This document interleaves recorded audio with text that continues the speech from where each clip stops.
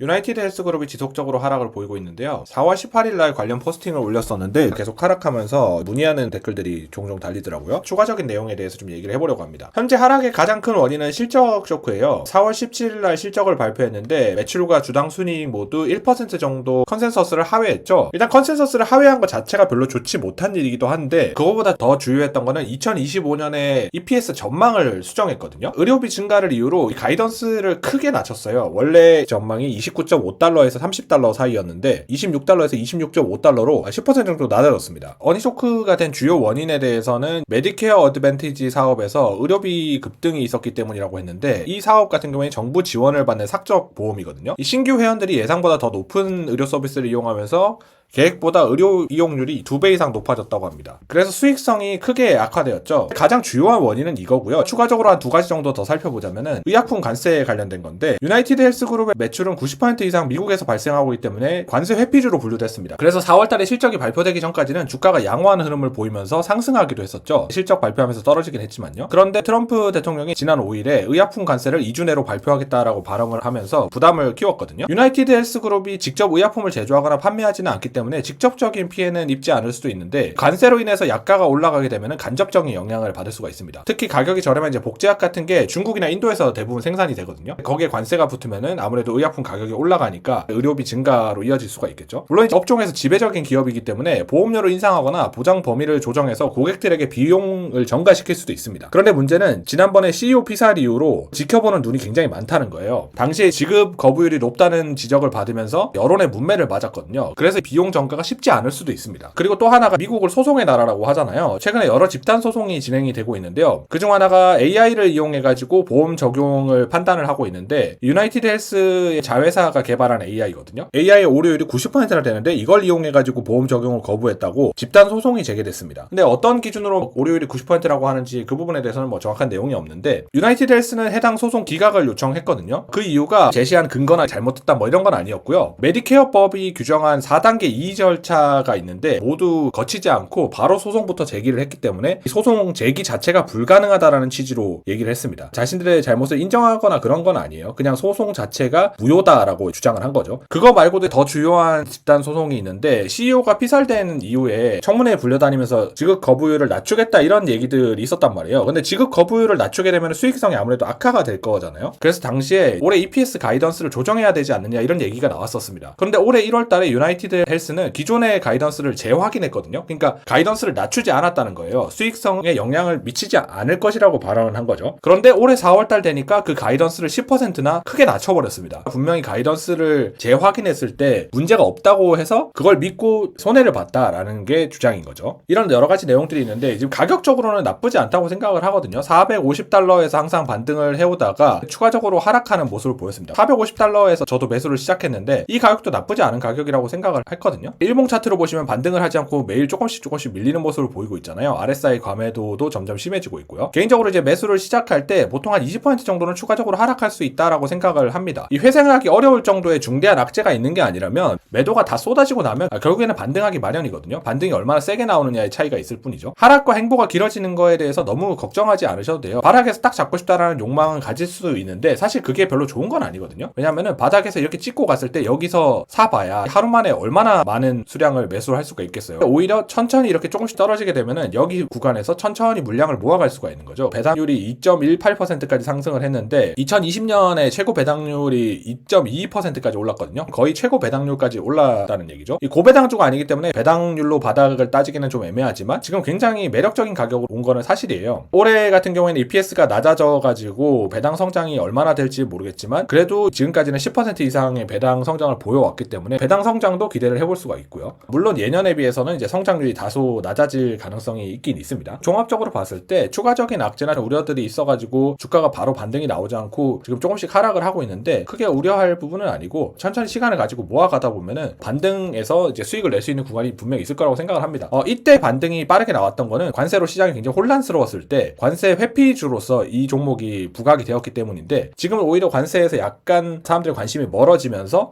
지수가 나쁘지 않게 반등을 하고 있잖아요. 그쪽으로 돈이 좀 더 몰리는 거라고 생각하셔도 될 것 같아요. 오히려 지수가 꺾이거나 관세 협상이 좀 어그러진다든지 이러면은 이쪽이 또 반등을 할 기회가 있을 겁니다. 그게 아니더라도 충분히 바닥을 다지고 나면 상승할 거라고 생각을 해요.